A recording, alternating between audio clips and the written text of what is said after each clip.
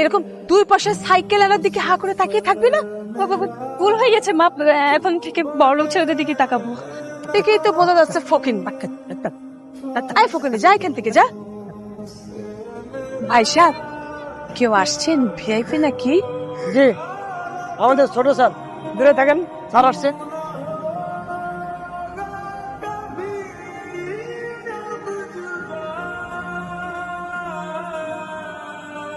উনি এত বড় লোক, তো সাইকেল চালায় কেন? আমার স্যার সাইকেলিং করে এক্সারসাইজ করতেছে। কাল তো আমি তাকিয়েছিলাম বলে তুমি কি বকুনিটা দিয়েছিলে।